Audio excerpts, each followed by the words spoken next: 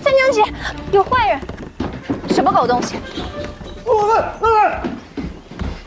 本来哎呦，打我走了！打我走了！怎么了？这道汉，就是你！是我怎么了？心头住院，今天一定算了。算就算。今天趁着人多，也请大家帮我们做个旁证。我跟你一共也就打了3次交道吧。第一次你玩白打，撞上我之后球落地，还怨我，结果我踢得比你好，你就怀恨在心。第二次，你的手下收了别人的钱，当街调戏我们，结果被我们收拾了，留在那儿看门抵罪。第三，如果我没猜错的话，你应该是想来替你被收拾了的手下出头，结果就趁我不在找我妹子出气，说对了吧？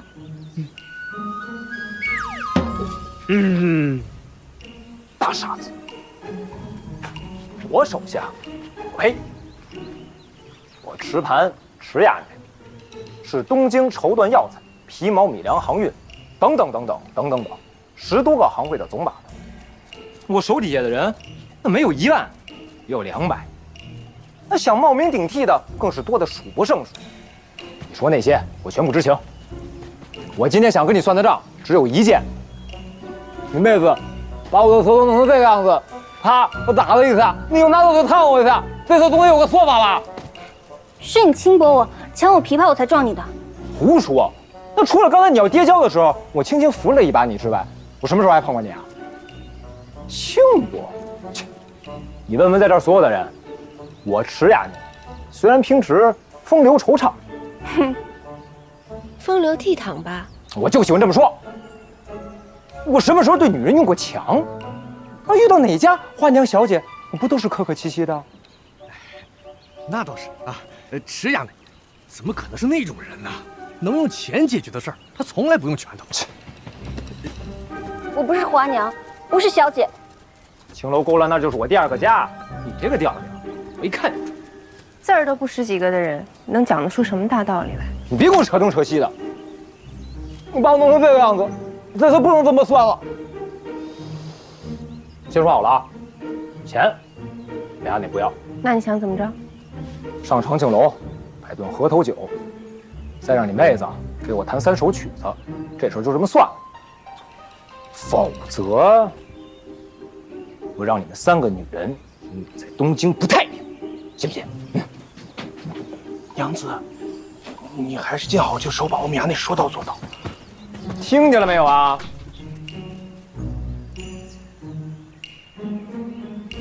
河头酒容易啊，你想听我妹子弹琴，那可不是什么简单的事儿。我妹子在江南可是第1琵琶高手，常人要听她弹琴，都要过咱们姐妹文武3关，你也不例外。吹牛吧你！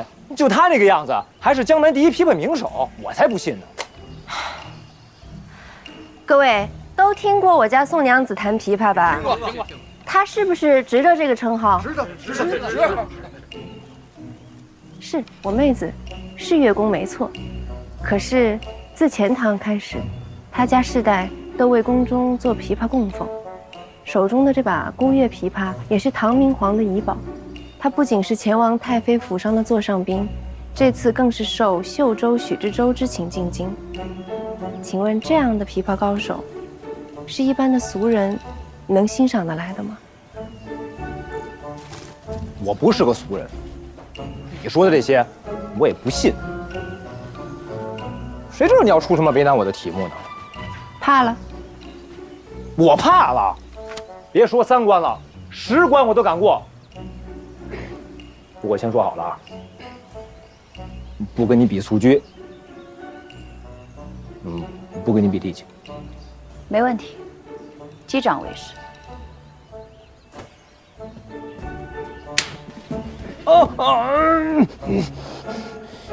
是3局全胜啊，还是3局2胜啊2胜，就算你赢。行，走。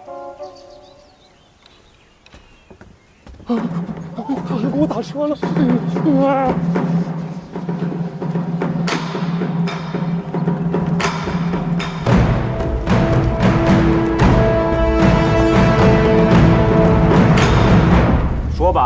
第一场比什么呀？第一场由我妹子亲自出题，有一个对子，请衙内在一炷香里对出。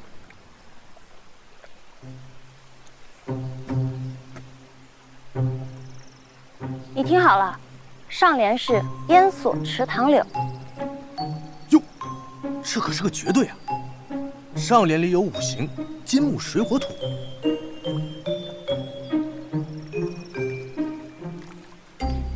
对不出可以认输。谁说我对不出来啊？容我想想。你听好了啊，烂桃滚错堆，烂桃滚错堆，哎，一样也是金木水火土。狗屁绝对！你当我在青州是白混的呢？这种段子我听了不知道多少回了。我还没说完呢。烟锁池塘柳，琵琶琴瑟远痴妹亡了。我是弹琵琶的。那我也会对，烂桃滚错堆。嫉妒姑娘，哎，有波涛汹涌。我是做漕粮航运的。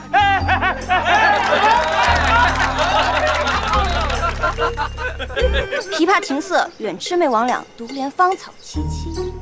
烂桃滚错堆，嫉妒姑娘有波涛汹涌。只好，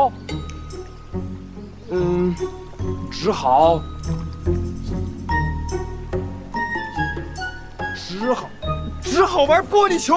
哎，我对出来了，我居然对出来了！二姐，我们现在该怎么办？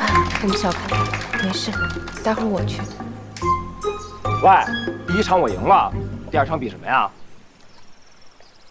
第二场比武，我们要比的是刀法。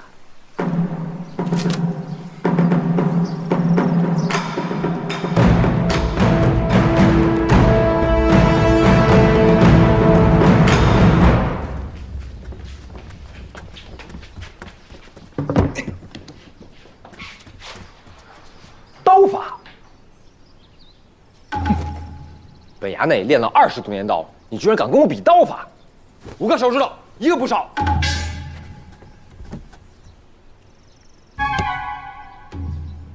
看好了，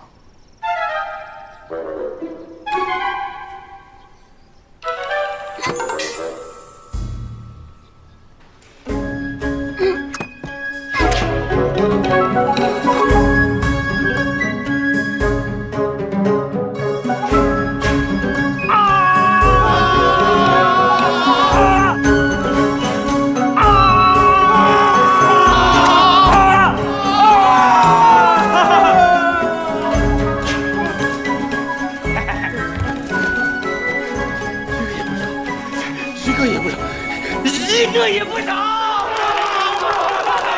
我今天终于成功了，谢谢大家，谢谢大家呀！难道3位娘子能比我玩得好？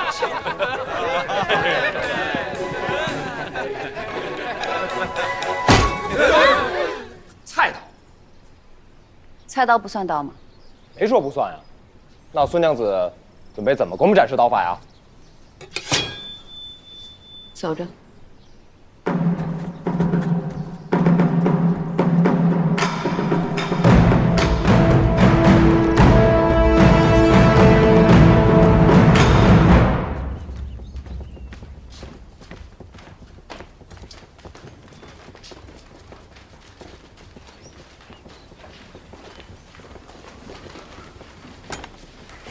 搞什么？要做饭呀？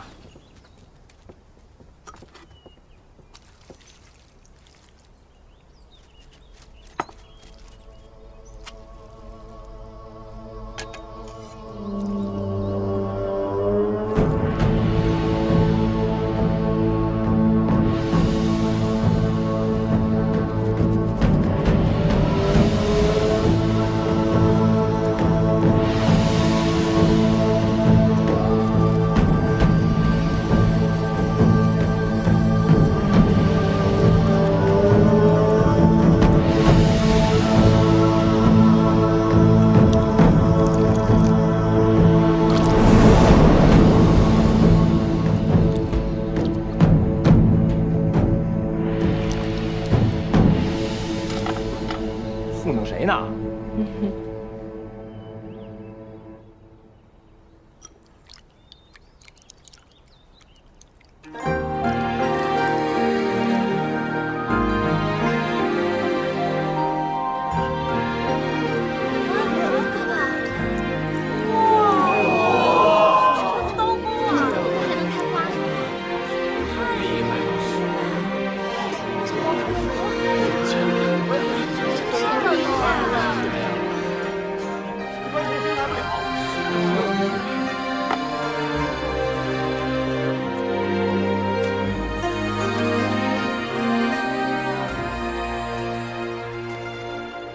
位，这一局谁赢了？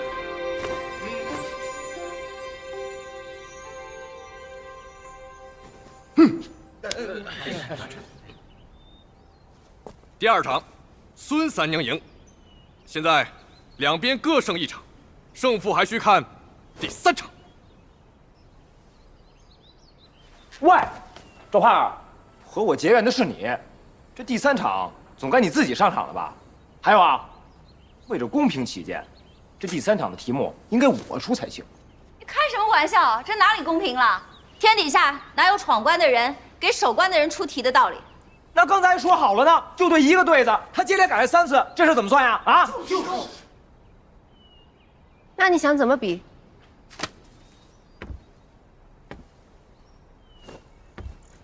咱们来一个又文又武的比骰子。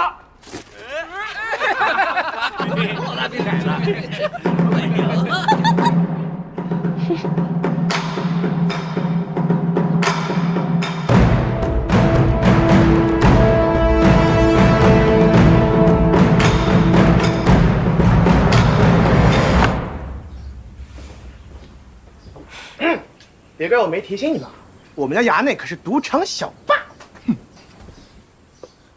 你想怎么比？老规矩，比大小，桌上谁开出来的骰子点数多，就算谁赢。行。不过我还要加一个彩头，如果是你赢了，除了核桃酒和3首曲子，我们再赔上10贯钱；但如果我赢了，你的手下们就还要替我干活。一言为定。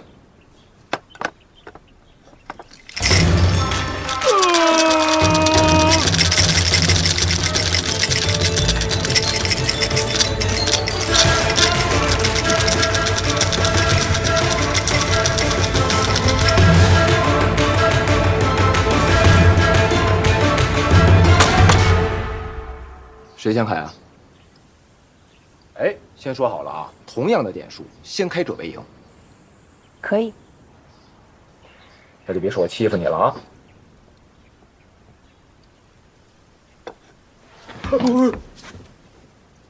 一个六，2个六，3个六，4个六，5个六，6个六，6 36，衙内赢了，衙内赢了。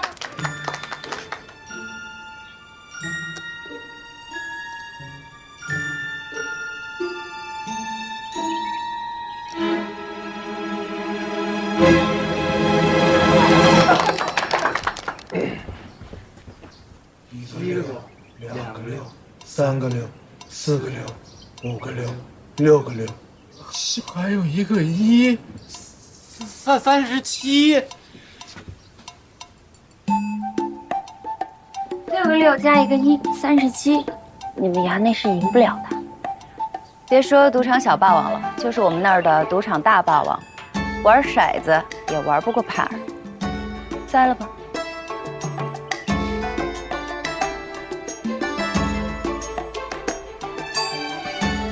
喂，你的戒指拿给我看看。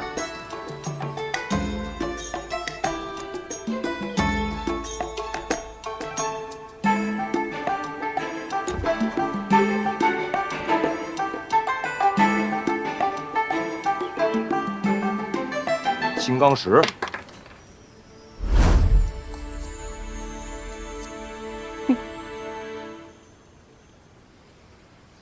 一言既出，驷马难追。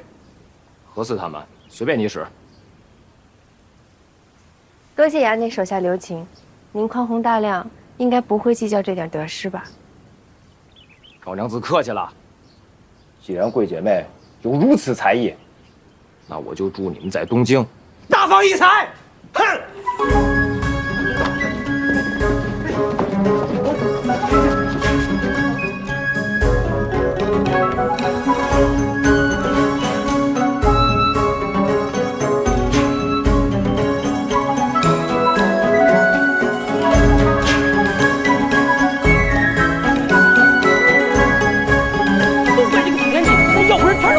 家那就不可能输！你说谁输了？我们家那什么时候输过呀？我们家那这么有本事啊！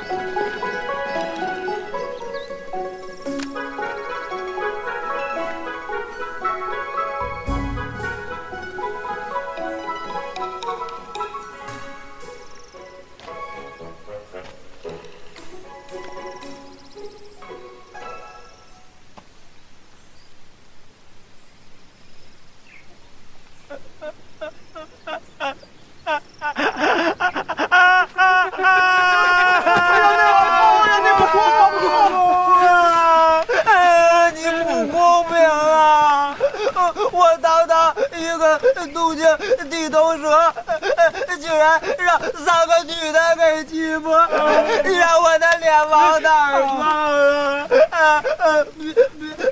别上了，一块办吧。您在天有灵，一定保佑我，让那3个女的早日滚出东京。来，碰一杯。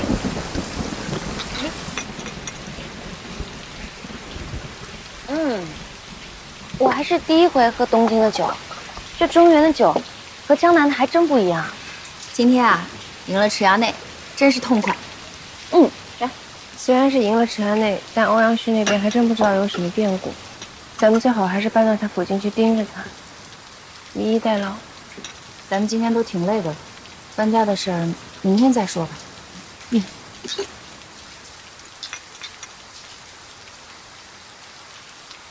酒不错的，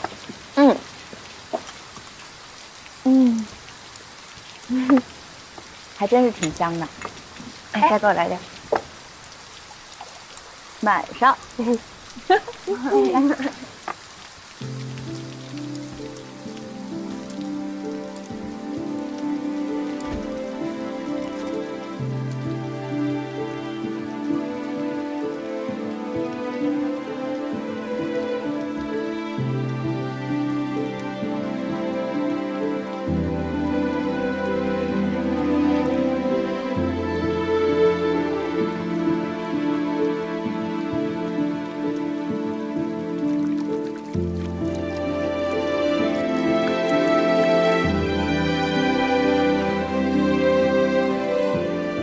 去东京，我怎么找你啊？周桥南桥口有一家王记铁馆，如果你看到门口挂着红色的旗幡，你就进去找老本，买10根银针，他自然会带你来接我。如果你一直看不到旗幡挂出来，这钱就不用还了。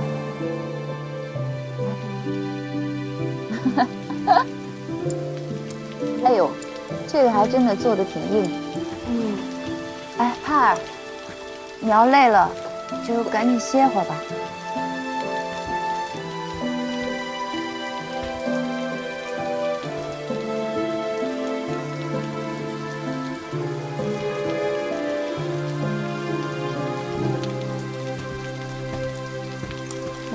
来。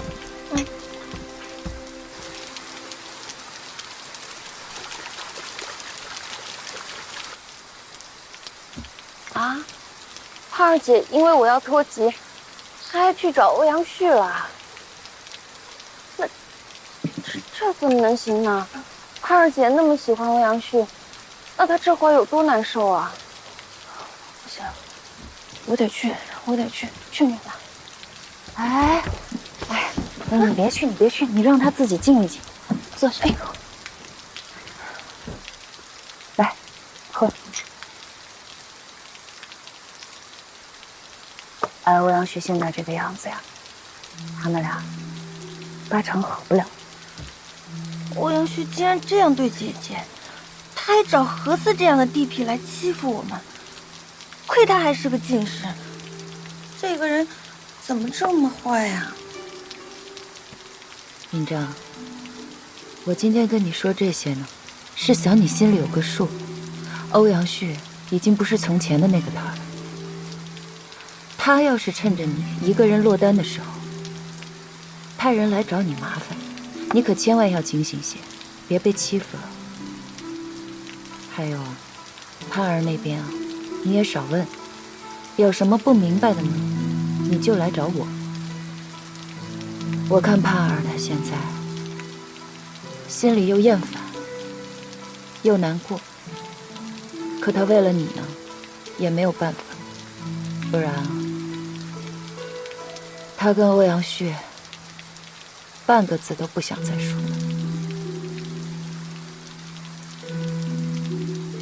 盼儿姐她是我亲姐姐，要不是因为我，她也不会再去找欧阳旭的。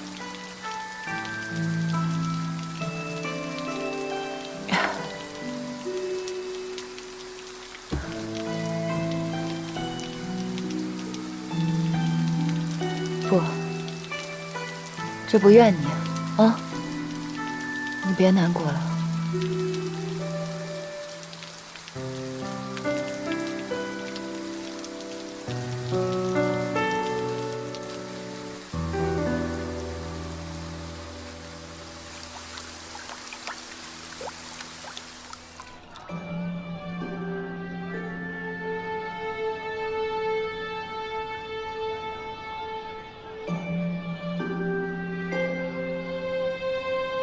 蓝的，他怎么还没回来？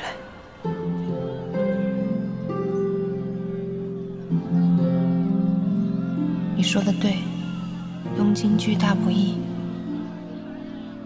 别看我今天好像挺威风的，可是心里其实一点底也没有，全是在强撑着。顾千帆，你要是现在也在这儿就好了，因为你肯定会跟我说一些很刺耳，但却确实有用的话。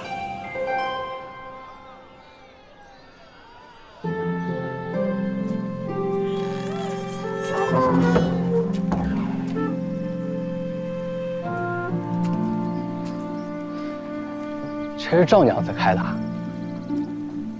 她还真行。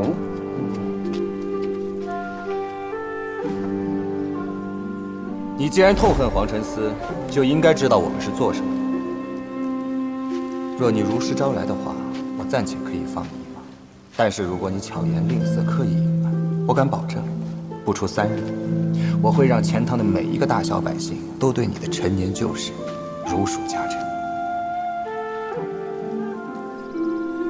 算个日子，他这会儿应该已经到东京了吧？您是不是还挺挂记他的？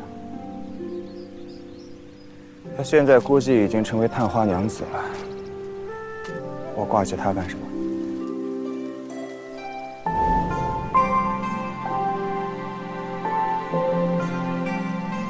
卑职心里呢倒是明白您为什么挂记他，只怕您自己心里不明白。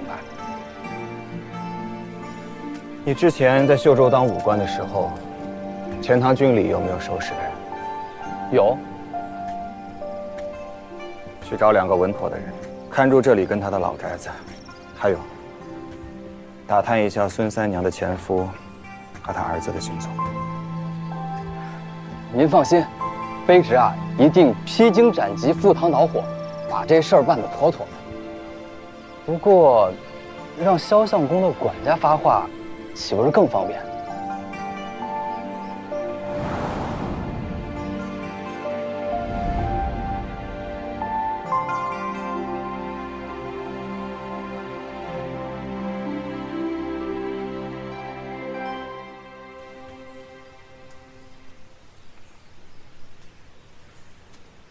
我信不过萧家。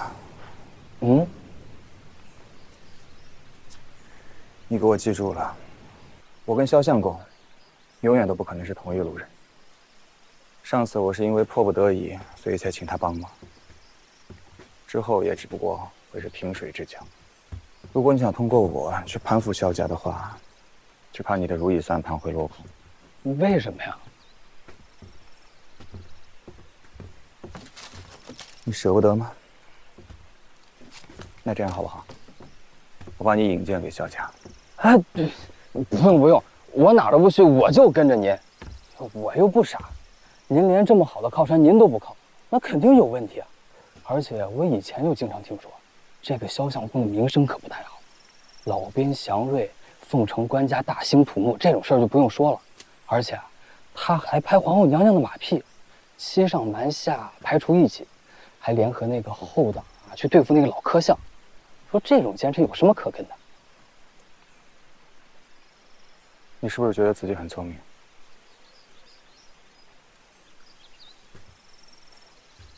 不过，他跟雷司公的关系怎么样？他这次为你出了头，他岂不是得罪了雷司公？这雷司公可是打小就跟着官家一起长大的，这个大奸相碰上大阉贼，到底哪个更厉害？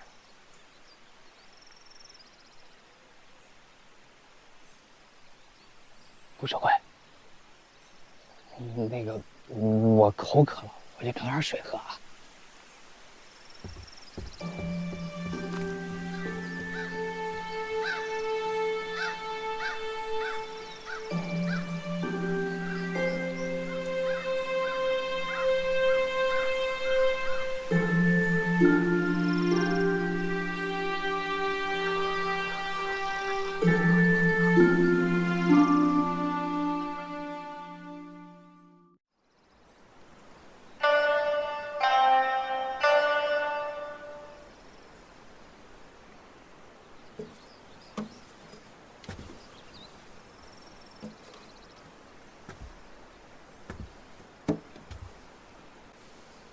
顾指挥，你要是现在在东京，该多好啊！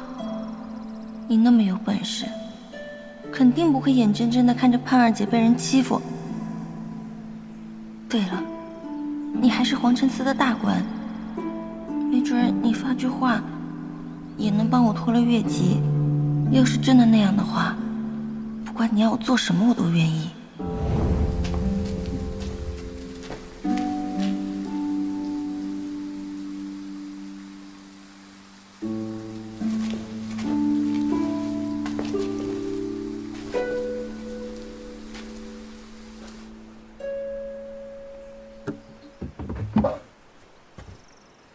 我不是这个意思，你别误会了。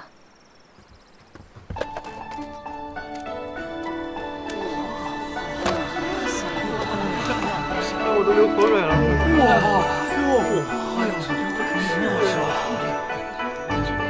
如此精美，这是什么呀？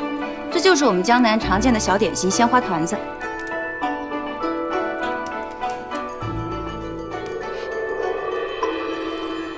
原来你借厨房做这个，是为了给池亚内的手下呀？可不是嘛，咱们这回啊，算是把池亚内给得罪狠了，那不得找补回来吗？本来帕尔说啊，让我去买一些私色点心，我一想，那不就是果子吗？我自己也会做呀，何必花那冤枉钱？哎，上回啊，那个姓杜的说什么送来的是东京最好的果子，我看味道也不怎么样，还是三娘想的周到。谁呀？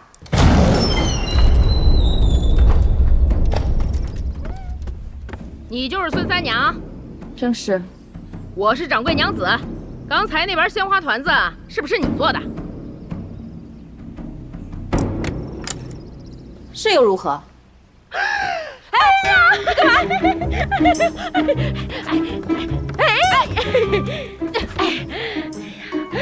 终于找到正主了。可不可以拜托你再做一盘团子？那团子实在是太好吃了！哎，这个你真不能吃。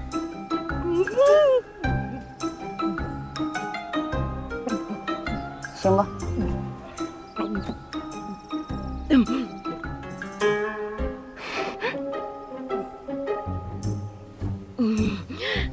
哎，妹子呀，你这双手是怎么长的？怎么就这么巧？做得出这么香、这么美、这么漂亮、哎呀，这么好吃的鲜花团子？求求你了，再帮我做一盘吧！啊！难得掌柜娘子喜欢，我自然是欢喜的。不过很不巧哈，我们马上要搬了。搬？往哪儿搬？搬什么搬？你们在这住着就好了，只要有团子吃，我不收你们钱。不是钱的事儿，大娘，我们这要不然这样，你呢就再给掌柜娘子再做一份果子，欧阳旭那边我自己去就行。不行。掌柜娘子啊，多谢您的好意，可是我们今晚确实得搬，要不然等我们忙完了再回来看您和掌柜。哟，哎，你就是赵娘子吧？刚才你和池衙内的事儿我听说了，你这爽快脾气我喜欢。行，我不拦着你办这事儿，只要能让我再吃上一口鲜花团子，什么都行。你不能再吃了！只要你不碰这盒果子，我马上就给你做盒新的果子。真的？嗯，走。等等我。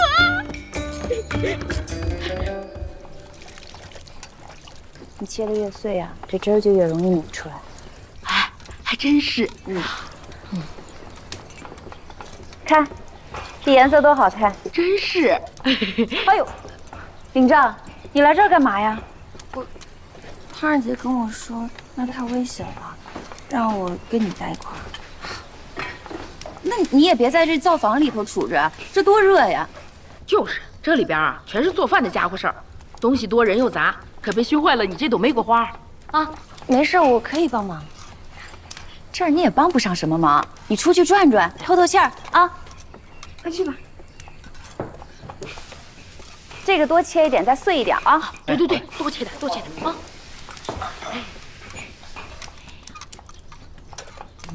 哎呦，这手真巧啊！你看看。上好的药材，看一看啊，随便挑，随便挑啊。公子，这是滋阴补阳的，这是补血的，补血的家中娘子用最好。花回来了，花回来了，快来看呐！再不看看不见了，快快快，过来看呐！哎呦，这不是张好好吗？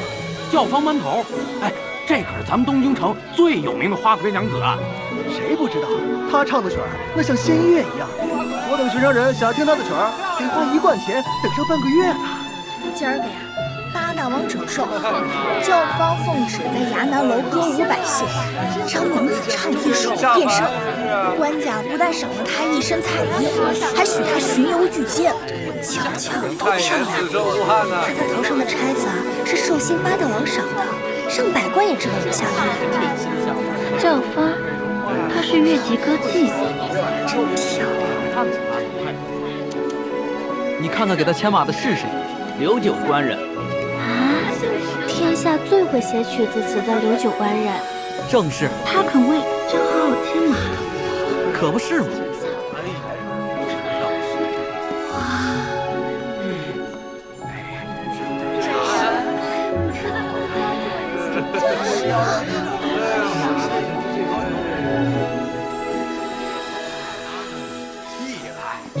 他怎么会这么好看？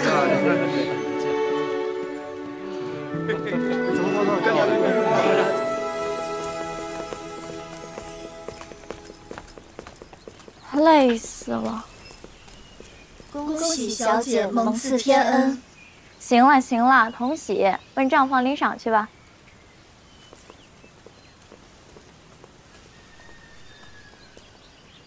我美吗？这还用问？小的都看呆了。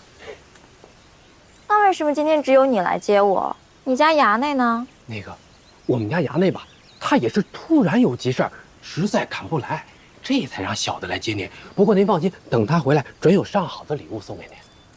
什么急事儿？何四被人给欺负了，我们家衙内那可是视兄弟如手足啊，帮他出气去了。这会儿啊，还哭着在土地庙里求神仙保佑呢。土地庙，他什么时候这么虔诚了？他，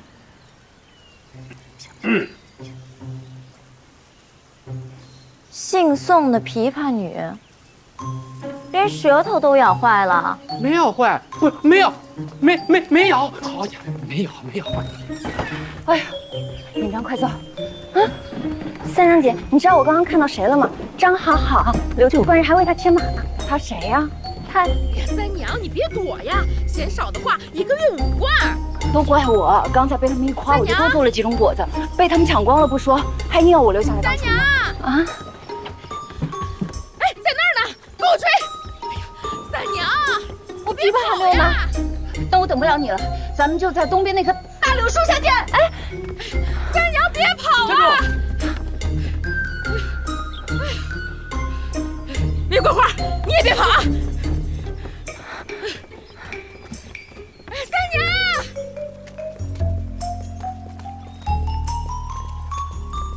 小姐，前面就是三元客栈。我倒要看看这宋允章长什么样。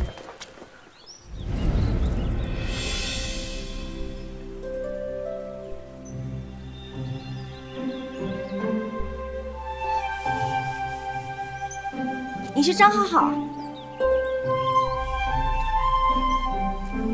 你就是宋允章。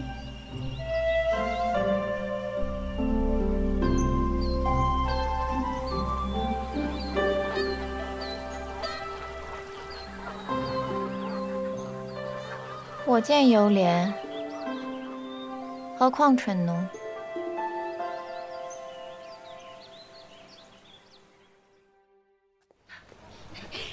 娇贵娘子，真不行，真不行！你听我说，等我办完手里头的事儿呢，我一定会来教你们家厨子做这几道点心。我发誓，对天发誓。那咱们一言为定。一言为定。你们那么喜欢我的手艺，我高兴还来不及呢。说话算话。说话算话。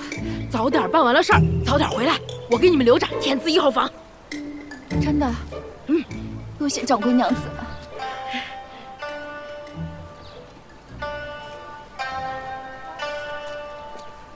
落花倒影流转北张好好。云照波暖，金柳摇风疏疏，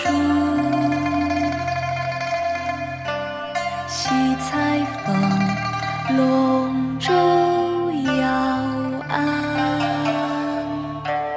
绕金堤，满眼鱼龙戏，促将春落起，喧天四关。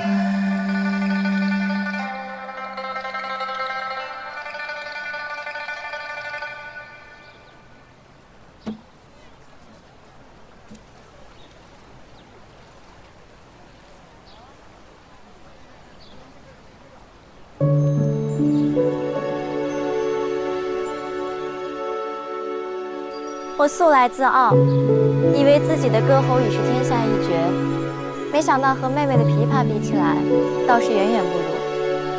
我不过就是江南乡下来的土丫头，哪能及得上你的1/10呀？我在御街上见到你，那风光，那气度，简直跟神仙一样。哪里哪里，妹妹才色俱佳，才是生平少见的美人。要是一个土丫头都能把池衙内迷得晕头转向的，那我这样的东京娘子，岂不都成腌咸菜的了？我不是那个意思。你也认识池衙内，他怎么这么坏啊？不过就是蹴鞠输给了我盼儿姐，居然找上门。我当然认识他了，说说看，他是怎么欺负你的？说不定我还能帮你出口恶气呢。他抢我的琵琶，还说我是勾栏里的小姐，不是大家闺秀。怎么了？咱们确实都身在越级啊。可他也不能当着这么多人的面说我呀，那不是恶心人吗？你想多了吧？他成天架的在勾栏里出没，又每时每刻的在我身边讨好我，就连他的亲娘也是从了良家人的，他怎么会拿这个来恶心你呢？他真的不是瞧不起我。尹张妹子，我怎么觉得只要一提到月营教坊，你就一副抬不起头来的样子？咱们是靠自个儿本事吃皇粮的人，挺起腰，直起背，抬起下巴来。可月季毕竟是县级，县级又怎么了？平日里不愁吃喝，文人墨客们捧着，高官贵爵们敬着，你既不需像平常的市级、司级那样子卖身媚俗，也不用像闺阁千金那样处处拘束，整天穿金戴银，呼奴携婢，哪里不如那些升斗小民了？有人一辈子当官，连官家的一面都没见过，而我呢，我才23岁，官家和娘娘就亲口夸了我2回呢，2回。是，单论级策，我们确实不是良民，但是我们又贱在哪里呢？我问你，你卖过身吗？你有为了钱讨好过男人吗？你是不是每天为了练琵琶2更睡5更起？是不是平日里姐妹们玩的时候，你都在苦练技艺，把琵琶看得比你的生命还要重要？这就对了，我也是这样。你记好了，以色示人才叫贱。我们靠自个儿本事吃饭，活得堂堂正正，正大光明。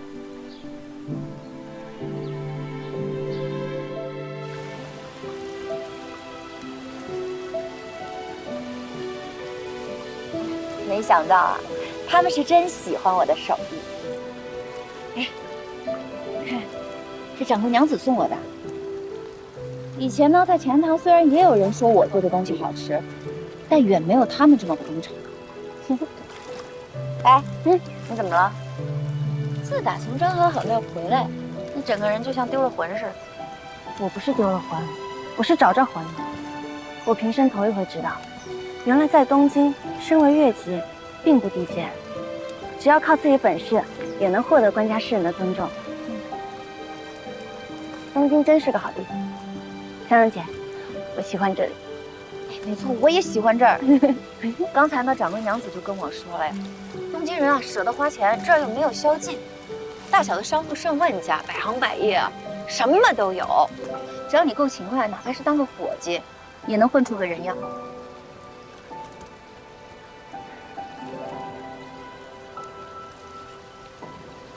哎，刚好，正好看。有借无还，天理难安；有借无还，天理难安；有借无还，天理难安；有借无还，天理难安；有借无还，天理难安。小心！哎呦，喝点水，辛苦各位兄弟啊！以后还得继续麻烦大家。谢谢娘子。辛苦，谢谢娘子。谢谢娘子。这个一点心意给你们家衙内，今日多有得罪，小小心意不成敬意。这么多全给我们家衙内啊？我们家衙内吃不了吧？要不你看你给我一个。时辰到了没？到了，继续喊。哎，娘子，我们都喊了好几个时辰了，里面一点动静都没有。我看要不来个狠的，我们找几个哭丧的哭他。哭！哎呀，我的妈呀！我的妈呀！停，现在先不行，如果明日他还这样，再说。要不你们歇着，我来。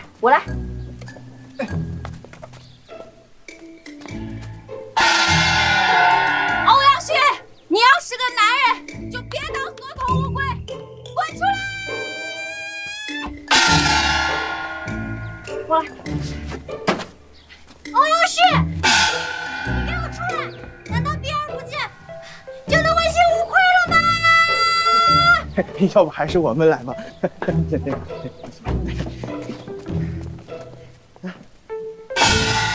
有借无还，天理难；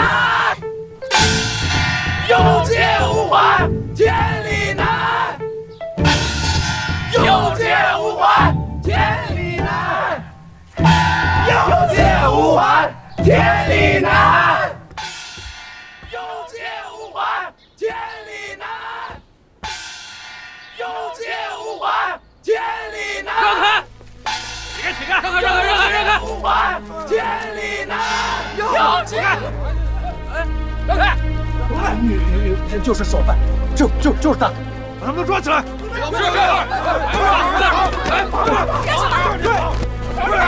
过来吧你！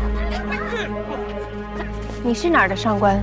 我们只是正常催债，不知道犯了哪条王法。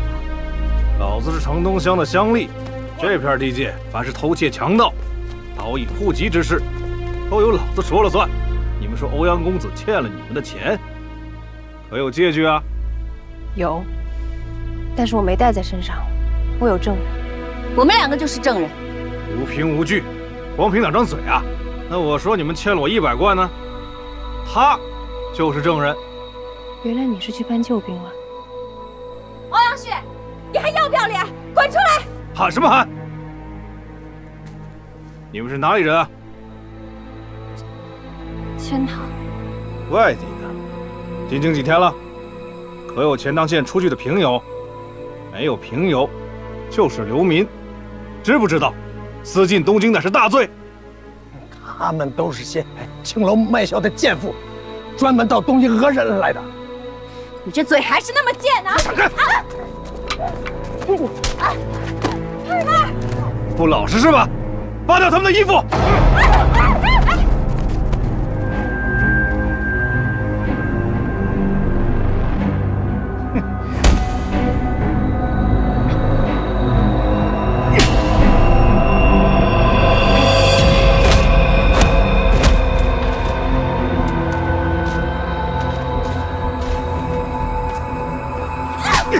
找死！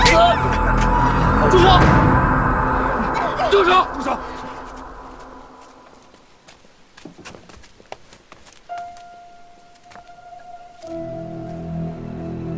公子，对付这种刁妇啊，就得好好把他们羞辱一番，丢光了脸，他们才知道什么叫尊卑贵贱。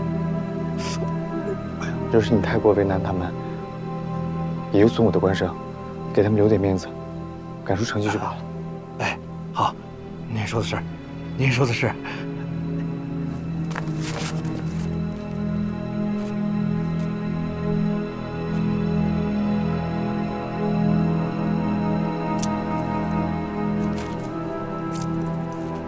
赵氏，你可知错？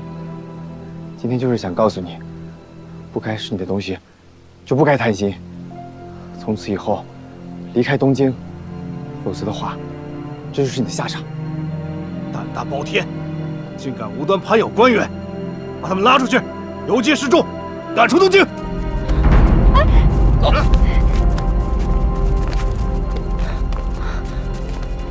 等一下，这2个金条你拿着，我能给你的只有这么多了。桃儿，离开东京是为了你好，对不起。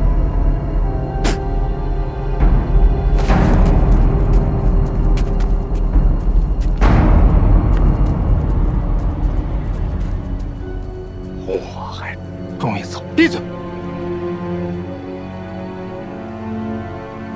把这钱务必交给他。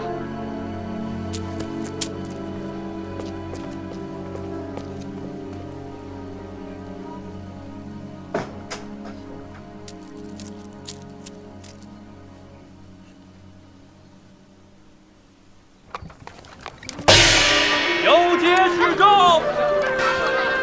让道让道！游街示众，让道让道！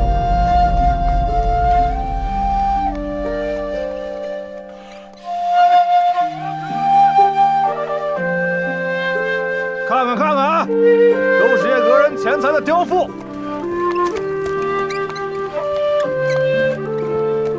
你就是帕尔。今天江知县的所作所为完全出乎于你的意料。你这个人主意多，手段强，平日里在民间你可以长袖善舞，精明能干，连周舍这样积年的商人也会被你耍得团团转。但是，只要对上官场的人，你就会毫无胜算。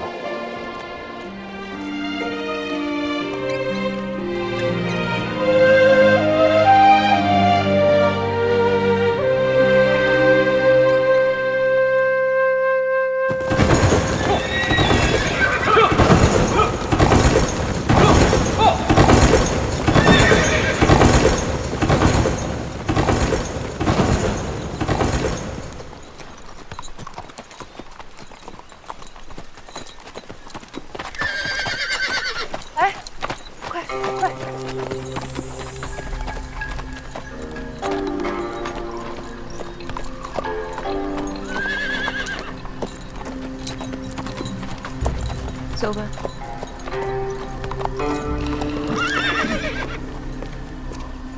站住！顾指挥，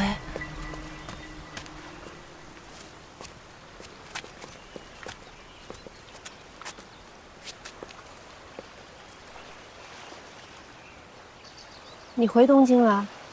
你怎么回事？没事儿，就是受点小伤而已。郑青田的案子怎么样了？在我面前，你能不能不要再撑着绷着了？到底出什么事了？你就那么想看我笑话？行，我告诉你，被你猜中了。欧阳旭借着他岳父的势力赶我们出东京。然后呢？现在准备回钱塘是吗？不然还能去哪？哦，对了，尹章，你把许知收借你的飞钱能先借我一用吗？好。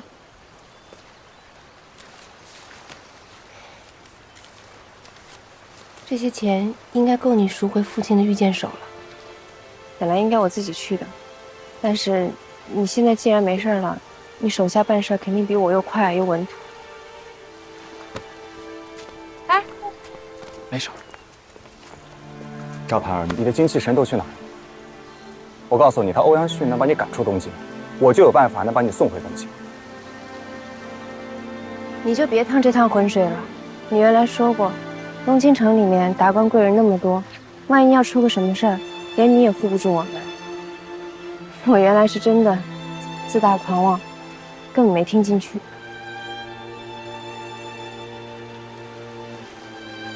你这身衣服真好看，真威风。以后要一直这样，别再像在钱塘的时候那么倒霉了啊！谢谢你送我来东京，就此别过。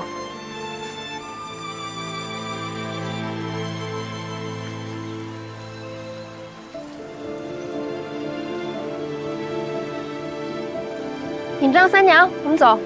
甘心吗？被人像丧家之犬一样就这么赶出东京，你甘心吗？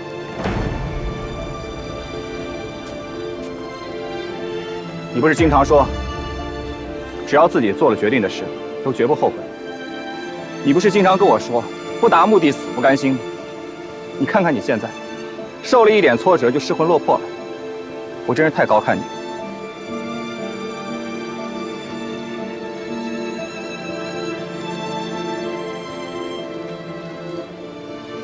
小飞，你别激我。我没那个闲心。你以为还我钱就可以了吗？不要忘了，你还答应过我，还要帮我找到那幅画。一个人如果连说话算话都做不到的话，那你真的跟欧阳旭是同一类人。我跟他已经恩断义绝了。恩断义绝是吗？你知道你现在像什么吗？你就像是一块破抹布一样，是被人丢出东西来。进步。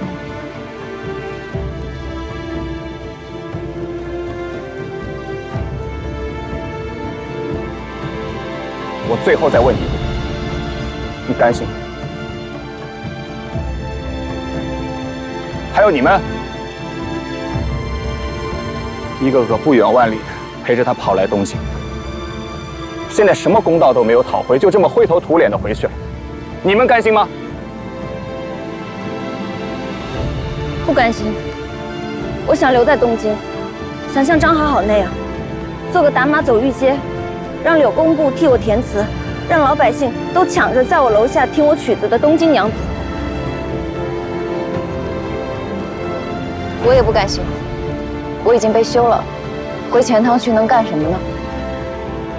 看着那对奸夫淫妇在我眼前恩爱吗？既然这些乡里只是恐吓我们一下，那我们就应该留在东京，日后想法子再对付欧阳旭。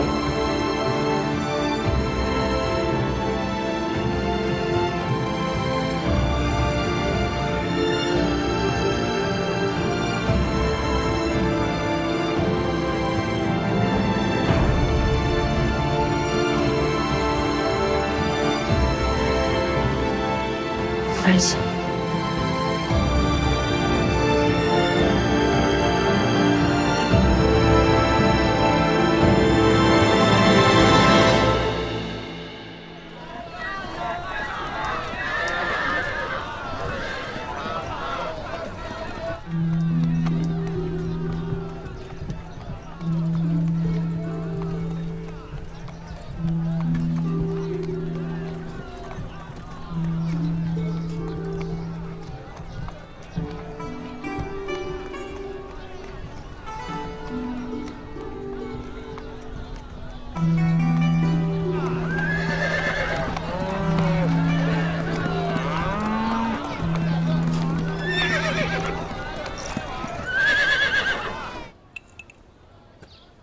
九杀伤口会有点疼，你要忍着点啊。忍着点。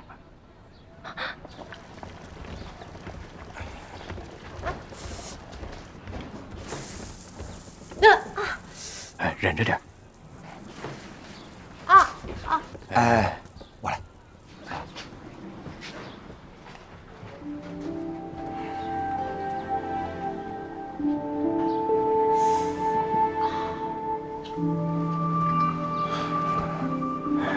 忍着点啊。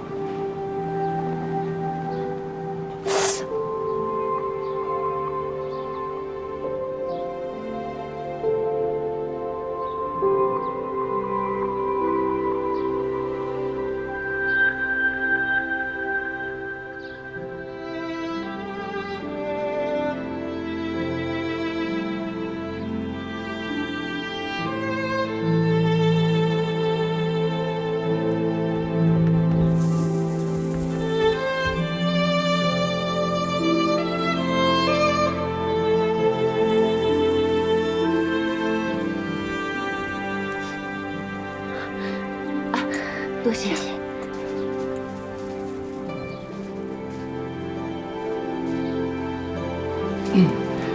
这儿太闷了，你都出去吧。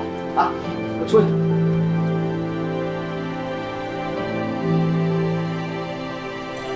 怎么了？把酒味有点熏。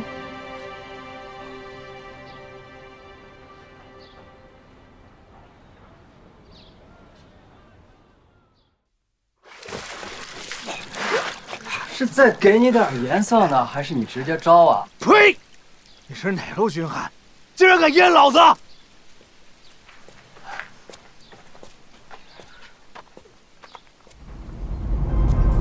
火焰罗，顾指挥，一造立规，岂敢良民？谁借你的胆子？求指挥饶命！是小的，朱由蒙了心。实践回话。是新科探花欧阳旭，他刚搬到城东坊的时候，就给小子送过一回见面礼，这回又让人送了5贯钱过来。高观察有没有指使你去对付他们？没有。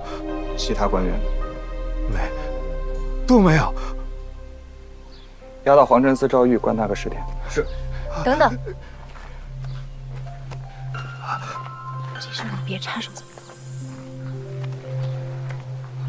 把欧阳旭勾结的事情写份切结书出来，就放你走。耳朵聋了吧你？不行，行，不行，不行，不行，不行！当着我手下的面驳我的令啊，你好大的威风啊！我只是不想你为了我再得罪人。你才刚回京城，皇城司还没交差呢，就惹出这么大阵仗。万一再让高家知道拖累了你，叫我怎么安心？你以为一封切结书就可以让那个欧阳旭认怂吗？你说的有道理。他就是害怕我留在东京，更害怕高家的人知道我的存在。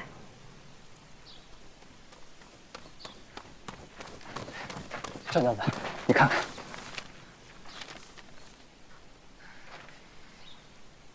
送我去找欧阳旭。不行。你又怎么了？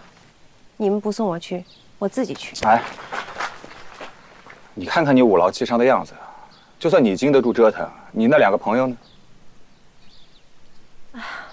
我忘了他们了。那要不然，先送我们去客栈吧。嗨，我说您啊，就别想着回客栈了。我们这大队人马的送你们过去，人家老板还敢开门做生意吗？那怎么办？我有一个主意。我是东京人，我家人呢在广德坊的桂花巷给我置办了一处小院，之前一直闲着。本来吧，我想着回京之后住那儿，可是一想，就我一个人又得生火做饭的，实在太闷。现在倒好了，要不你们替我住哪儿啊？哎呀，顺便帮我看看院子吧。这样一来呢，我就可以光明正大的回大宅，赖着我娘不走了。这个事儿就这么定了，这合适吗？我陪你看看去啊，可以。那院子可好了，跟你说姐。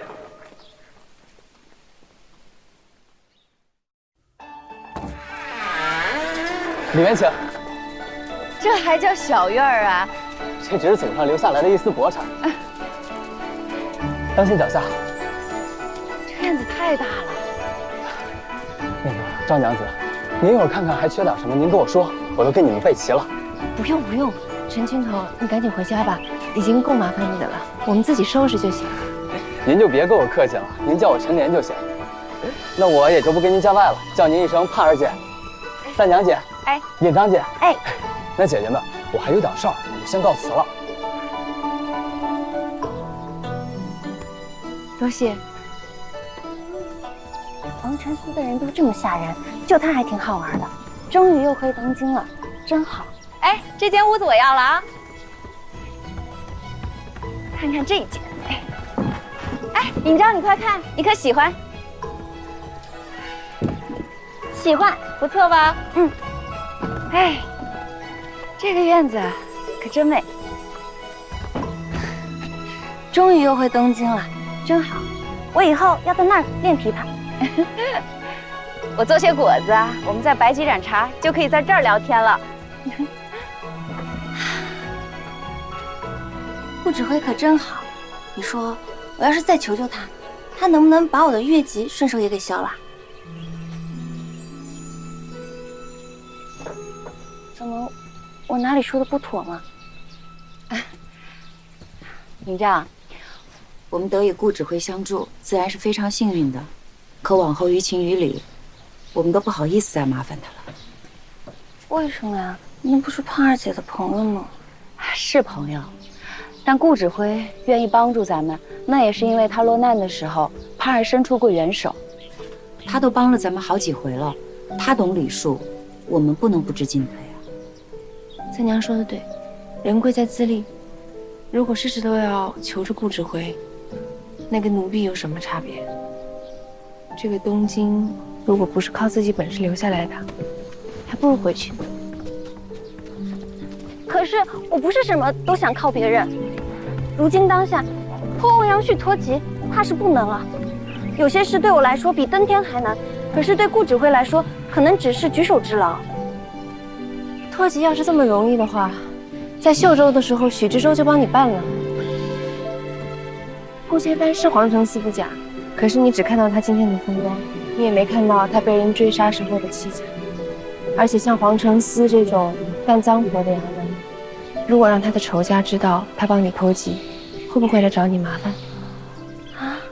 你我肩上这个伤就是跟他在一起时候受的。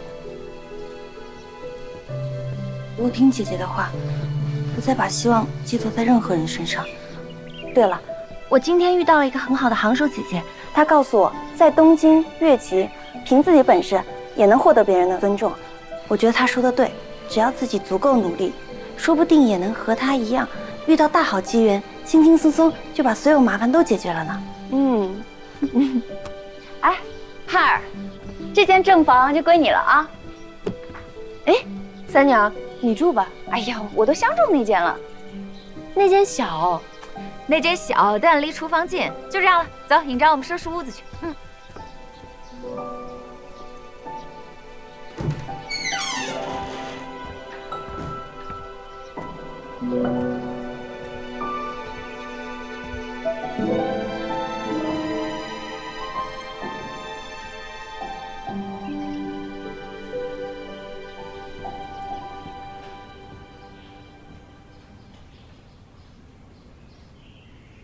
你该不会都听到了吧？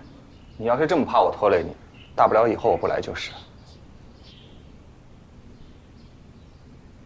你几岁了，还生这种嫌弃？尹章是个不懂事的小丫头，一心就只扑在琵琶上面，连米多少钱一斤都不知道。我是故意把事情说得严重一点，让她多长几个心眼儿。你较什么劲呢？那如果我是个小孩儿，我在外面说有妖怪吃人，你是不是还要把我当妖言惑众的罪名抓起来？我看你现在倒是挺精神的嘛。哎，我生气了，宝宝。来坐。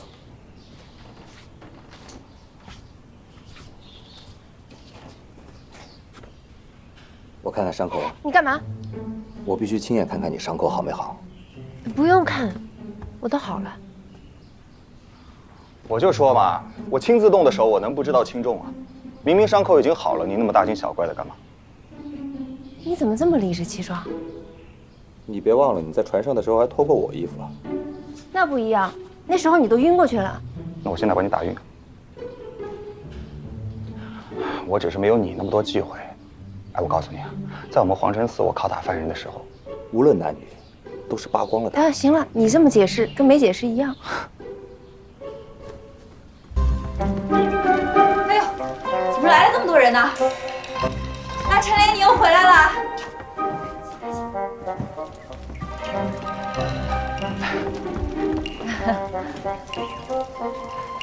头，顾指挥，你怎么来了？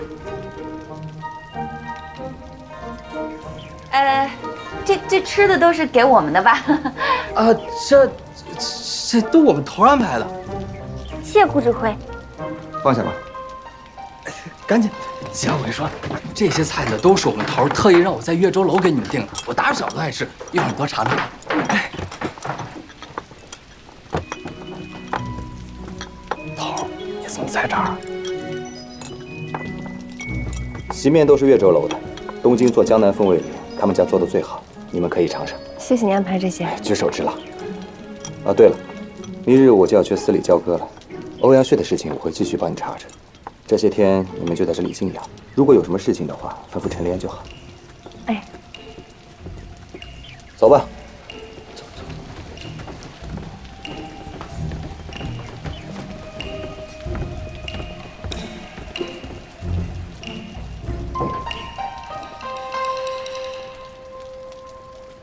太好了，居然有丝黄毒。他可真是费了心思了，还特意给咱们点了江南菜。怎么了？不好吃啊？味道怪怪的。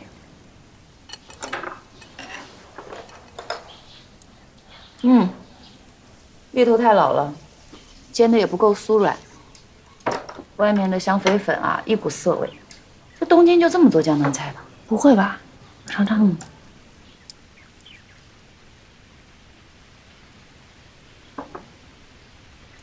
不难吃，但是也不好吃。刚才店小二还跟我说呀，他们岳州楼是东京72正店之一，不是一般的脚店。就做成这个样子，还没有我做的好吃。我有个自立的主意，客栈的人都那么爱吃三娘姐的点心果子，可她做的菜比果子还要好吃。要不然，咱们索性在东京开个店算了。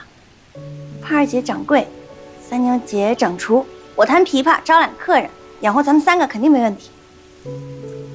这个主意好。这2回你在客栈里弹琵琶的时候，哪回不是一大堆人围着听啊？真挺好的。算了吧，东京，我们人生地不熟的，开店哪那么容易啊？赶紧吃吧，我待会儿还要再找一趟欧阳旭。你还要再去啊？没事，我不是一个人去。他今天不是赶我们出京吗？现在多半正高兴着呢。《孙子兵法》上面说出其不意，我便偏要杀他个措手不及。你刚才敬酒的时候啊，你的腰太低了。是，你是金科探花呀，将来是要奔着管阁之志去的。凡清要之臣，必中风骨；凡谄媚之人，必遭唾弃。我今天带你出来赴宴，就是为了教会你这些人情世故。以后还请泰山大人多多指导。我还没说完呢。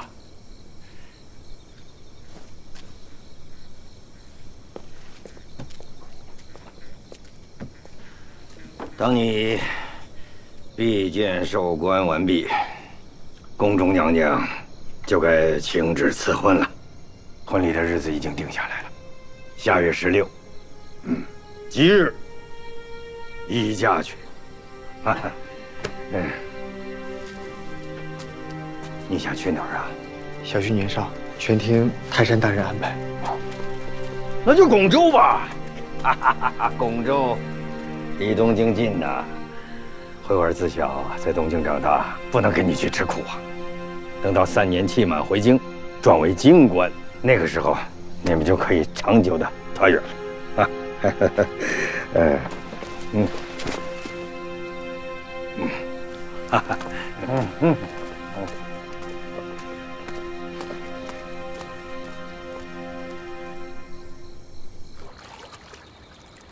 高观察的也太不尊重他了，哪有女方自己就定了婚期？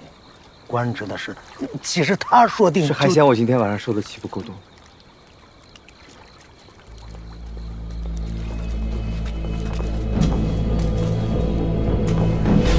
想干什么？二爷，狗仗人势的就是他吧？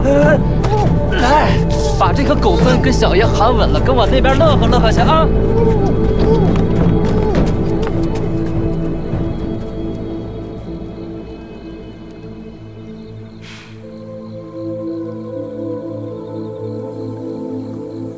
我为什么会在这儿是吧？因为我识破了你跟香丽共同合谋的阴谋。因为那3样东西你一件都拿不出来，所以你就孤注一掷，想用这种方法威逼恐吓我们出京。欧阳旭，你有靠山，我也有；你有狠辣的手段，我加倍奉还。我今晚之所以来，是希望你还有一点良心。那幅夜宴图，事关江南官场的泼天大案，3天之内，你若是交不出此话，欧阳官人，我敢保证，你这探花就算做到头了。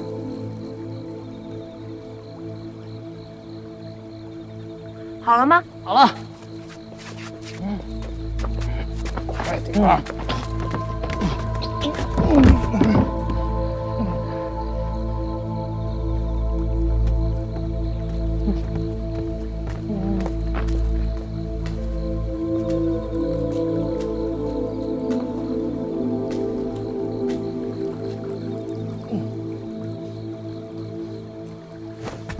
再说，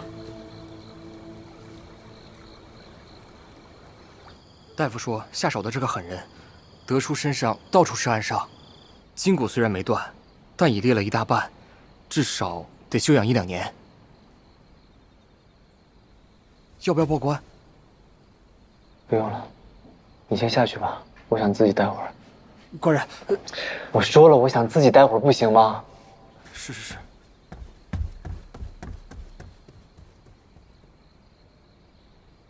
宫中宣旨的千使到。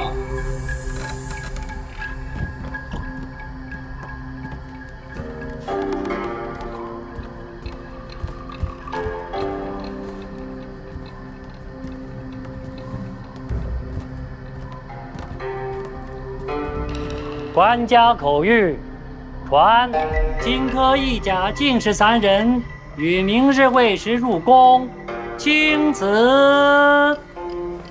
圣上万岁万万岁！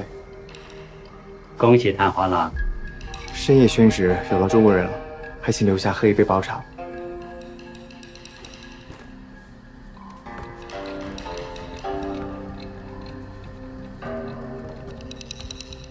深夜宣旨，中国人民辛苦了。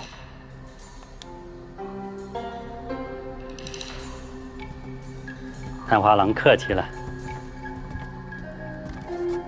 如今你大小登科喜相逢，日后就是高娘娘的侄女女婿，前途不可限量，恐怕以后得多多倚仗您呢。中国人只要有差遣，吩咐一声就是了。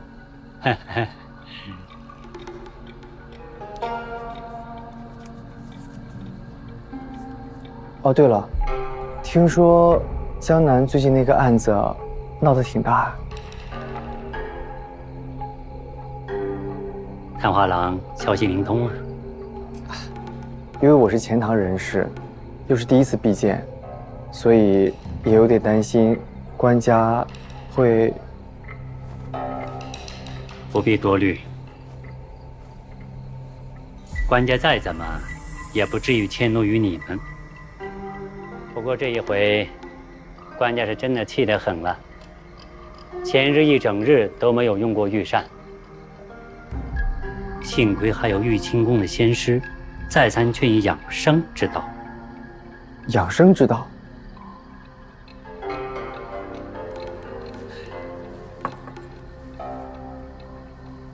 恐怕这一回，朝廷有几位大员得左迁了。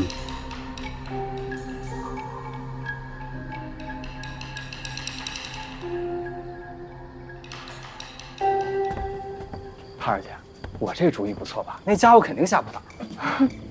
这不会让你惹上麻烦。您放心吧，那匕首上的没有任何记号，并且我揍那个老家伙的时候用的都是暗劲，这表皮上一点都看不出来。你呀，那个胖儿姐，您要是觉得我今晚干的还不赖的话，你能不能帮我在我们指挥面前多帮我说说好话？毕竟我现在还是个皇城司的新人，我们顾指挥又是那副脾气。您看，您人美心又善，可千万必须一定得帮我啊！可我也没觉得你多怕他呀。那些都是我强装出来的勇气，我也是近几日才问了同僚才知道，要是皇城司呢是人间阴曹，那我们顾指挥就是活阎罗，这手上的人命比我的头发都多。我妈正是听说书的时候生的我，嘴上没个把门的，您也千万别当真哈。哎，怎么样？你要是帮我把今天的事别告诉他，我就帮你。啊，不告诉他，是，我还是先告辞了吧。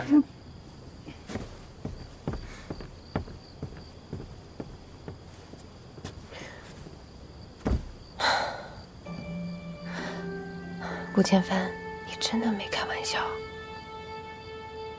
你真的叫活阎罗？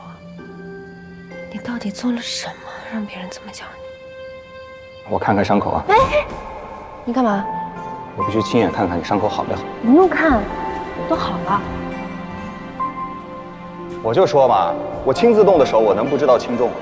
明明伤口已经好了，你那么大惊小怪的干嘛？你怎么这么理直气壮？你别忘了，你在船上的时候也脱过我衣服。那不一样，那时候你都晕过去了。那我现在把你打晕。我只是没有你那么多忌讳。哎，我告诉你啊，在我们皇城司，我拷打犯人的时候，无论男女，都是扒光了的。行了，你这么解释跟没解释一样。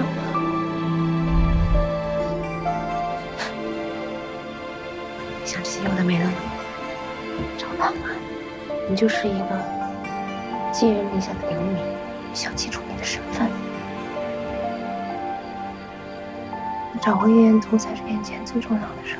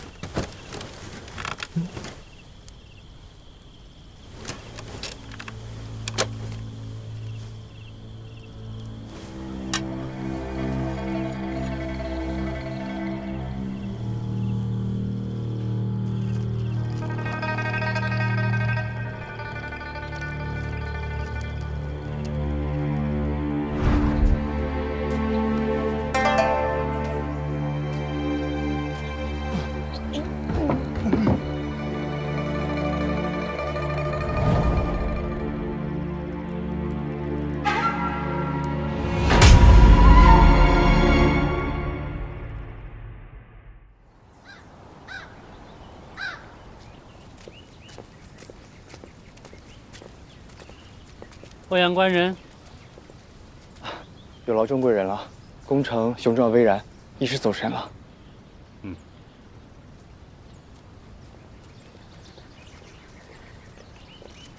请，行礼。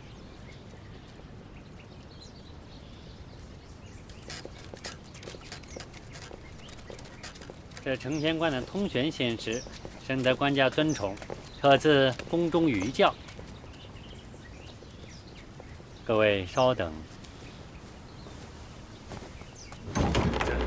是不杀士大夫，但绝不会任他们妄为。传朕旨意，凡勾结钱塘知县郑清田者，那幅夜宴图，事关江南官场的破天大案，3天之内，你若是交不出此话，欧阳官人，我敢保证，你这探花就算做到头了。宣荆轲一甲进士沈家燕等3人觐见。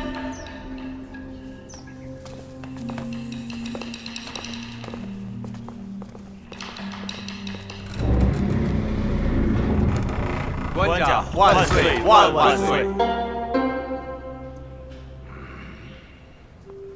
平身。各位都是饱读诗书的年轻才俊，今日啊，那就不问学问了，都说一说平时有什么闲趣啊？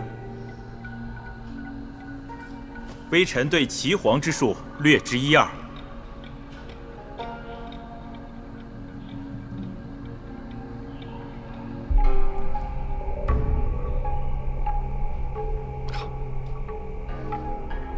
回官家，微臣平日喜欢琴棋书画，对围棋颇有研究。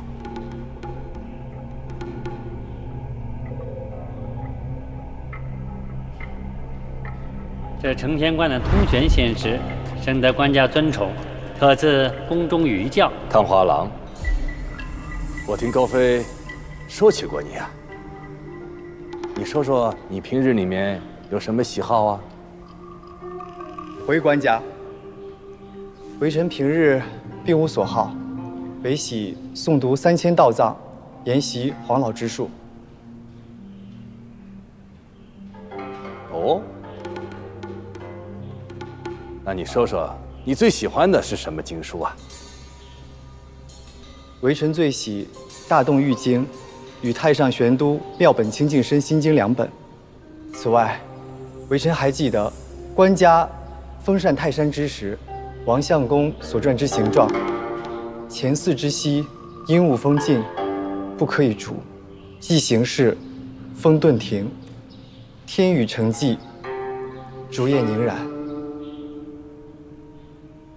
不错。哎呀，总算是来了一位懂得道义妙法的年轻人呐。是啊。啊，最近啊，朕欲将给在西京新建的紫极宫赐匾，欲请包衣仙师啊做公主，现在还少了一份敕书，你说说看，该如何拟旨啊？请官家赐笔墨。好。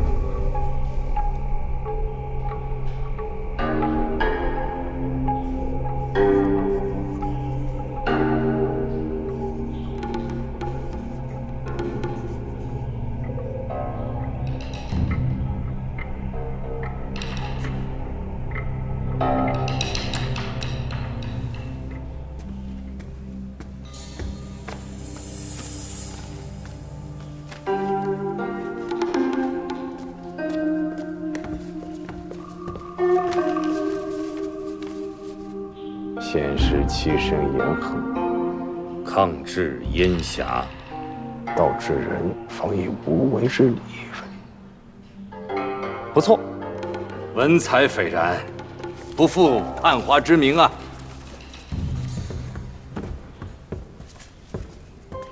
老花郎，你欲往何处为官呐？昔有荣成子追随轩辕皇帝，今臣欲效仿之，凡官家所遣，无有不从。这样，朕就册封你著作佐郎、紫极宫教告副使，替朕去往西京召请报以先师出山。臣定不辱命，既忝为天使，愿明日便出京赴任，为官家效犬马之劳。好，好，哈哈。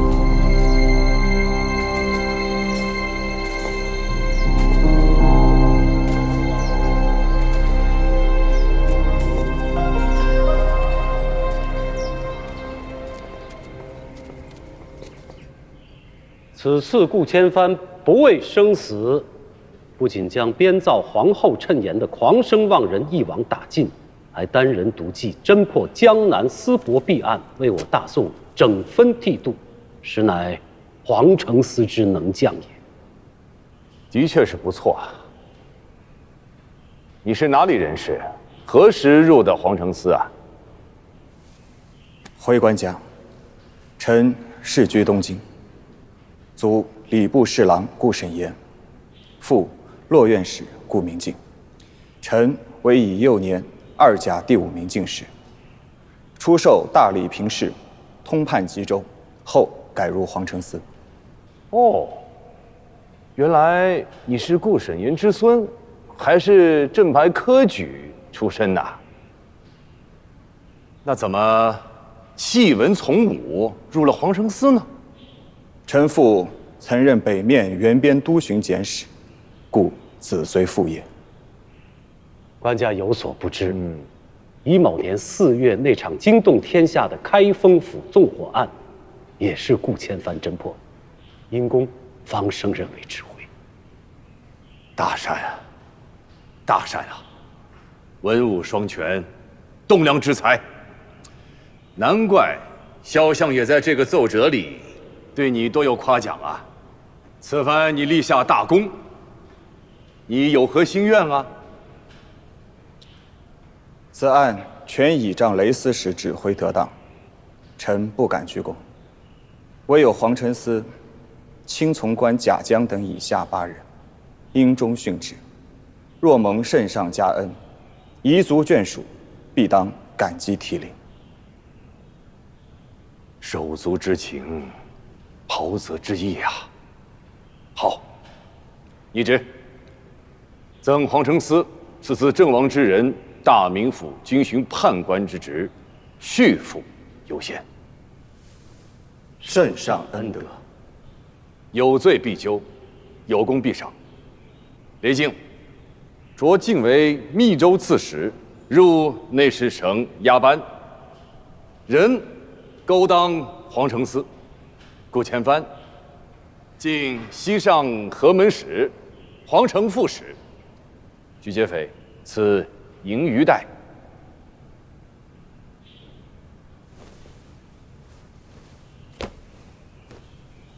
圣上万岁，万万岁！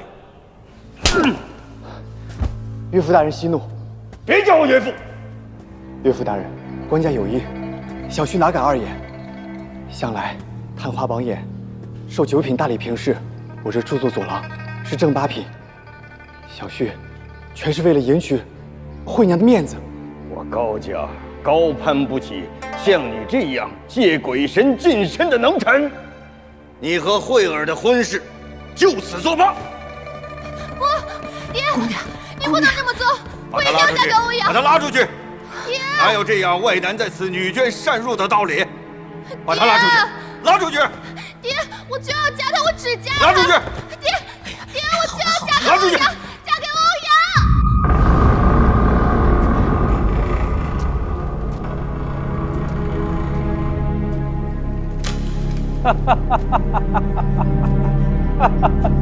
某家如今也是五品姚郡了，这回可全亏了你啊，小姑。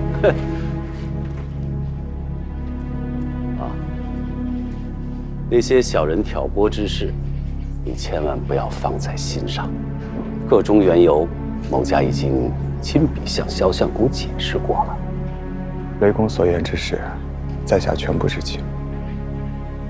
啊，那是自然，那是自然呐。总之啊，你如今已经特旨晋升，既是五臣中最轻要的合职，又是本司副使。既然如此呢，司中侦缉、探查这一块事情，就全部交由你统管。你看如何？是。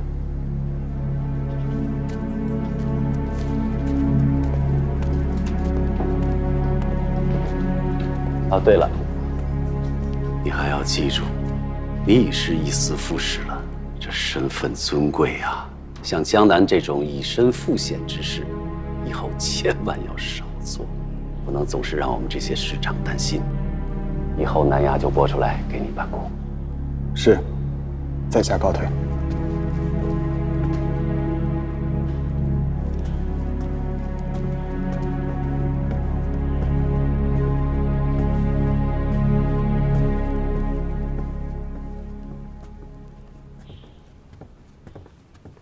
官家居然特赐他5品以上才有的非遗玉带，这恩宠，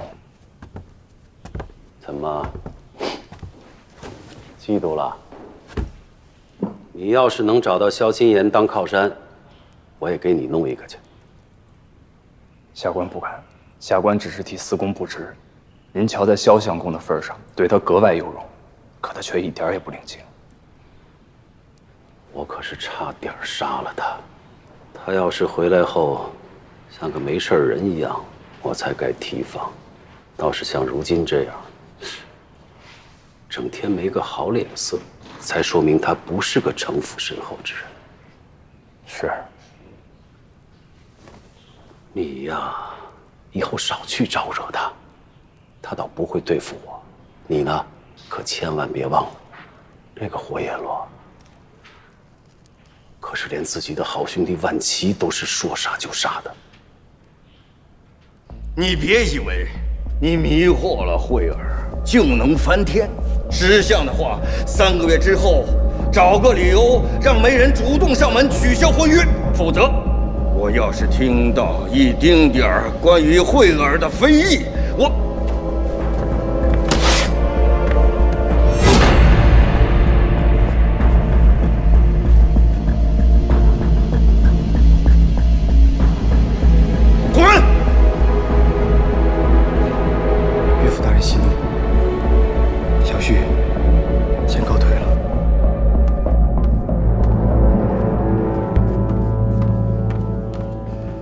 说啊，这顾捕头刚升官，他是你们大头，我就是你们小头，知不知道？知道。所以你们所有人给我打足12分精神。总之，只要和欧阳旭一切相关事务，无论大小，全都要查清。可这，怎么，你有难处啊？他去西京做公关官了。啥？他一个荆轲探花，居然自请去西京做公关官？脑子没病吧他？可不就是吗？公公关是个什么呀？公公关，管公，公公关是吧？是关公公关，关公公公公公关，公关，姐姐们是公关官，公关官，那是个什么官啊？欧阳旭他做了内侍。这个公关官啊，就是管理道观的这个官儿。然后呢，平日里啊，只是写一些青词，整理道藏什么的。你怎么知道？以前钱塘也有啊，乾隆太妃府里开设宴席的时候，我就见过1、2个，就是大家最瞧不起的那种，然后只能做侧席，连正席都上不了。没错，所以啊，我们都觉得这欧阳旭这脑子一定是进水。事情怎么会变成这样？周迅有所不知，帕尔他逼我逼得那么紧，我真的想不出任何的法子啊，所以情急之下，只能想出那个方法，才能暂时逼出东京去。哎呀，杜兄啊，我想知道，如果我做了这个公关官，是不当真就一辈子在朝里抬不起头了？那些个清流大臣啊，最恨的就是迎合圣上，最恨修道封禅。你呢，偏偏又是正牌子的衣甲进士，这对于他们来说就是背叛，这就是自毁前途啊！这就是甘宇、萧青岩这样的后党唯武的佞臣啊！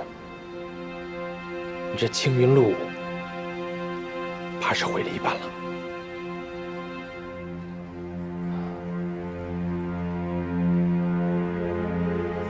何止是毁了一半啊！现如今，高家也不要我这个女婿了。啊！你说说你怎么那么糊涂啊？他不是糊涂，他是怕得紧了，才不得不兵行险招。昨晚上再次见到我们，他是又惊又惧，既怕我把跟他悔婚的事儿抖出去，又怕万一真的像我说的那样，卷到了郑清田的案子里面，再跟夜宴图有关，所以啊，36计走为先。因为盼儿，他非要我去完成那3件我根本就不可能完成的事情。这个公关官，好歹是个官儿，总比一文不名的强吧？这女子也太恶毒了。是我先对不起她，是我负了她3年深情和1纸婚书。不过现如今，我已经拿我的大好仕途相比了，我们也总算是两不相欠了吧？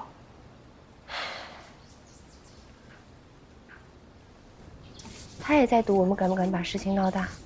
我和他一没有欠条，二没有正式的婚书，官家又重道，就算我们背后真有个什么了不起的靠山，那告发了官家新选中的教告时，也得冒着得罪官家的风险。而我们3个如今虽然凭着一口怨气留在了东京，但毕竟是女人，不太可能跋涉千里追到西京去。对啊，而且就算是你们跟着去了，他也好对付多了。比如西京没有大理寺，没高家，他只要不让你们进道观，或者再随便找个由头把你们抓进大牢去，那你们上哪儿说理去？不过这话说过来呢，你们要是留在东京呢，你们3个女人无亲无眷的，又没个营生一品，怎么立足啊？这个公关官又不是什么地方官，不讲什么2年3年任期的。你说回头他只要打听出来你们离开东京了，再找自己的丈人去跟官家说说好话，那不就调回来继续升官发财了吗？盼儿姐，这个人怎么这么有心机啊？当初就怎么朱由蒙胜心看上了他了呢？那现在我们该怎么办呀？对弈讲究的是坚持自己的棋路，不为对方的攻防所扰。他之所以暂避出京，肯定想到我们几个女人不会再一厢久留。如果我们偏不呢？我们就偏不按他的思路走呢？好主意，咱们索性啊就留在东京，以静制动。我就不信，他欧阳旭啊一辈子不回东京。那就按昨天晚上商量的办吧。盼儿姐掌柜，三娘姐掌厨，我来打杂。我手里还有周舍赔我的钱，可以全拿出来当做酒楼的本钱。那不行，你可是个劳累不得的登陆美人，开酒楼太大了。不然，咱们还是做回老营生吧。开茶坊。茶坊？这茶坊啊，找片地方就能开。盼儿呢管茶水，我管果子点心。咱们在钱塘都能养活自己，难不成来了东京还活活饿死啊？没错没错。开茶坊比开酒楼省事儿，还没有烟熏火燎的，这样我端茶送水还轻松些。而且也不用一开始把摊子铺得太大，有一个小坊子，我们只用搭个棚子，搬几张桌椅板凳，还更有野趣。也不会花费太多的钱。哎，我今天啊到附近转了转，我觉得马行街就挺不错的。那条街没有其他的茶坊，人来人往的，挺热闹的，离咱们这儿也近。姐姐们，你们到底要干嘛呀？做生意啊，赚钱啊，养活自己。你不是说女人在东京没个营生难以生存吗？我们之前在钱塘能名噪一时，万一我们在东京做茶坊，也能风风光光呢？姐姐们，这里是东京，没那么容易。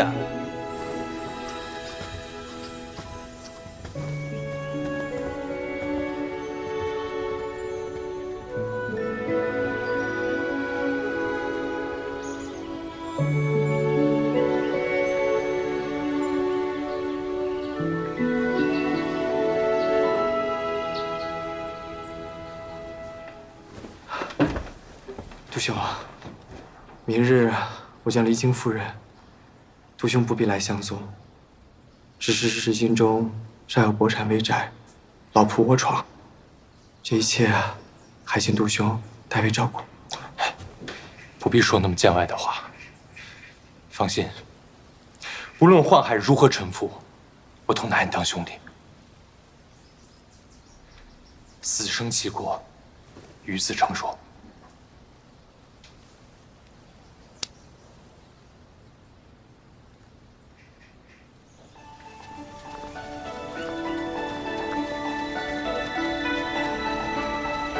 来，尝尝我做的香引子。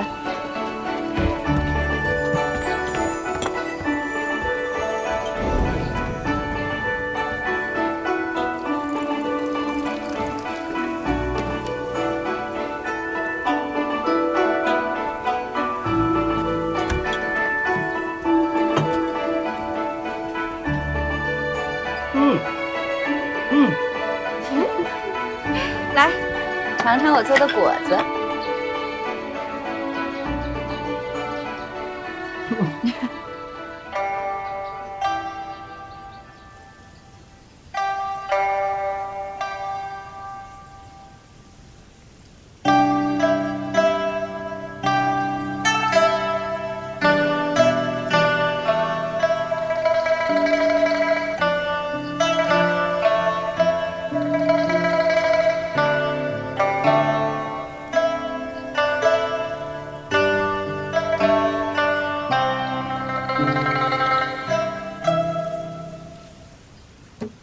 怎么样？你觉得我们现在开得了茶坊吗？能，我能把这些都吃。你肯帮忙就行。我们来东京啊，很多地方不熟，什么看地方啊、买茶团呐、都需要你指路呢。没问题，帮。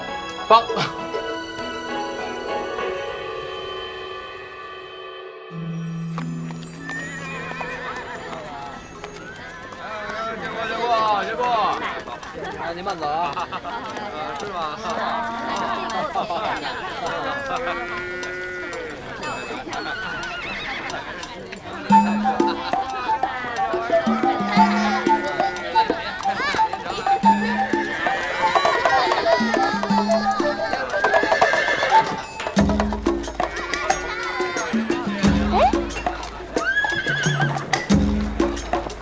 您这外租吗？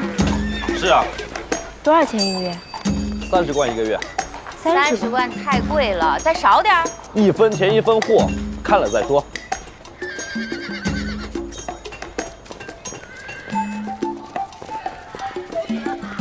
夫子，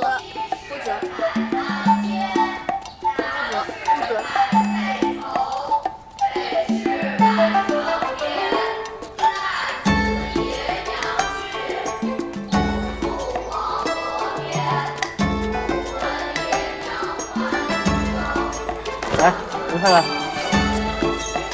好嘞，谢谢您啊。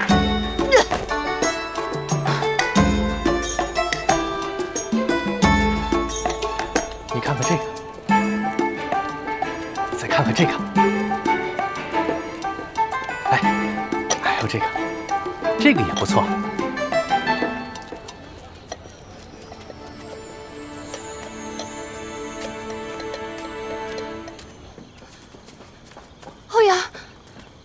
惠娘，这个是我们定亲的时候你送给我的，我想着我得亲手还给你，才能放心。欧阳，我不是那个意思。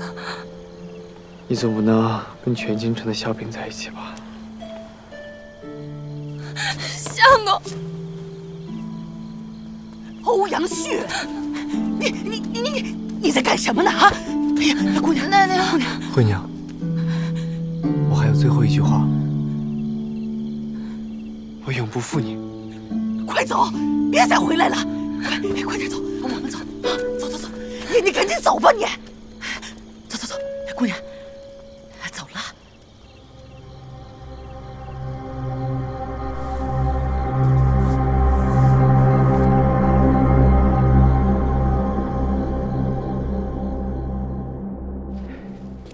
这红色的官服啊，我还第一回看见穿，真精神。我能摸摸吗？哎，这银鱼蛋儿也可爱。哎呀，我什么时候能跟您一样？这我娘和我2个姐姐不得高兴死啊！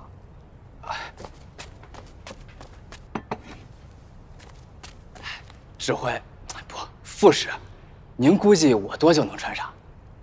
君头无凭。如果你不卖命的话，按部就班的迁转，也就30-40年吧。那我还是不要卖命了，反正跟着您，我也不会吃亏。跟着我的手下都死光了。啊，这